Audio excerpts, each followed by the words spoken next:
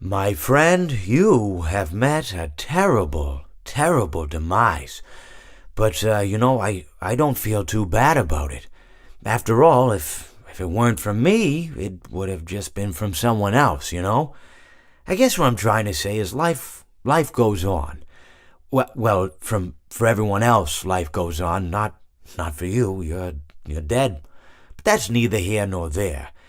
It reminds me of one summer day in the park. I was having just a delightful picnic with my good friend Orville, and I said to him, Orville, I have a story. And he said to me, what's the significance of the story? And I said to him, Orville, not every story has to have significance, you know. Sometimes a story is just a story. If you try to read into every little thing and find meaning in everything anyone says, you'll just drive yourself crazy. I had a friend do it once. Wasn't pretty. We talked about it for years. And not only that, but you'll likely end up believing something you shouldn't believe and thinking something you shouldn't think, or assuming something you shouldn't assume, you know?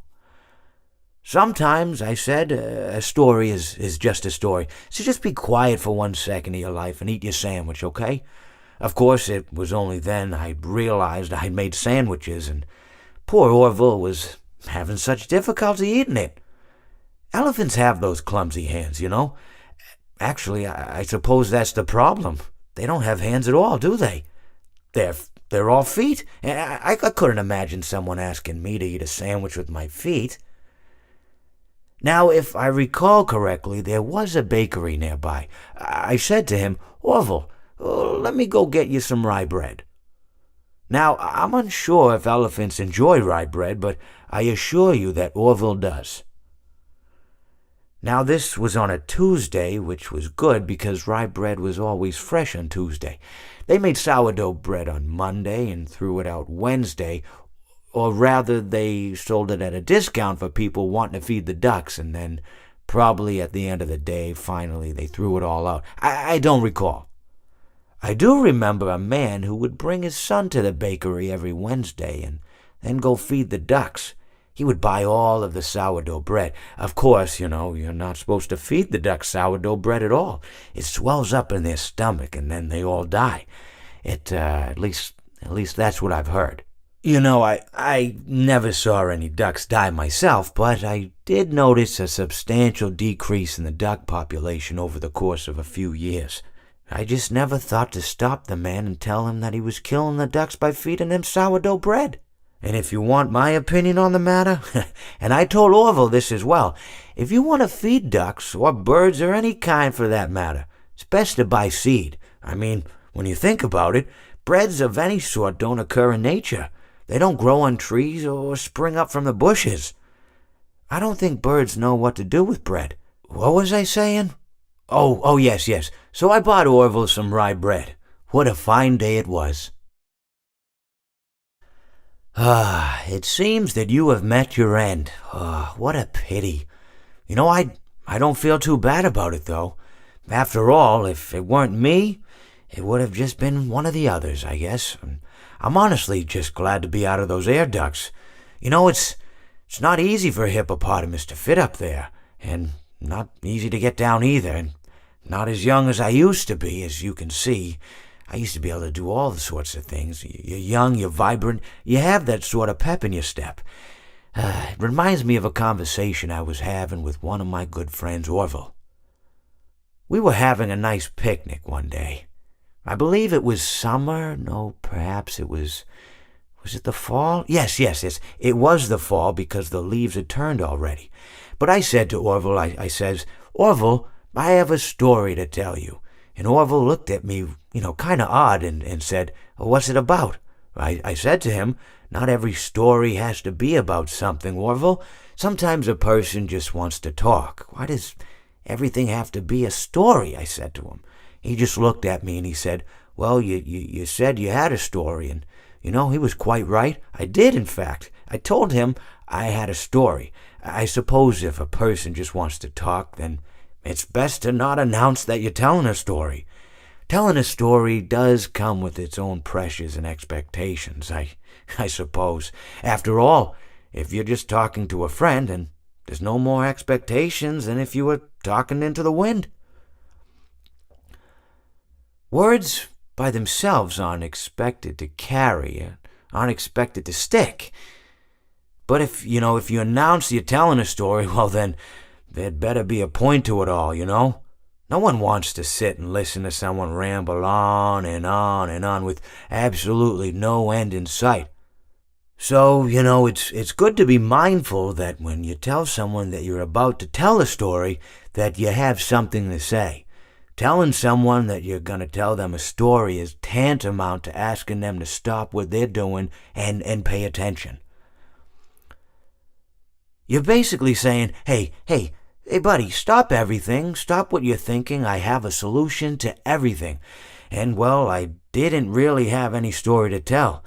In hindsight, I probably just misspoke when I said that I had a story. I think it would have just been better to tell Orville that I wanted to tell him something rather than tell him that I had a story. But, even then, it might have put too much importance on the whole thing. Either way, it was quite a nice day. I remember that we were drinking tea. Well, it seems that your journey has ended. Very sorry about that. It was always going to end this way, of course. If it weren't by me, it would have just been by some other, terrible thing. Just, you could not imagine how terrible it would be. Just, I get scared thinking about it. I'm glad it's not me. It reminds me of a time I was speaking to my good friend Orville. We were sitting on a park bench watching the pigeons. I was on the left, he was on the... Oh, wait, was I on the right or left? Anyways, it doesn't matter. We were sitting on there watching the pigeons. And I said to Orville, "Friend, those birds are frozen." And he kind of looked at me like I'd lost my mind. But I reminded him that it was winter, and often birds will sit in a tree until they freeze.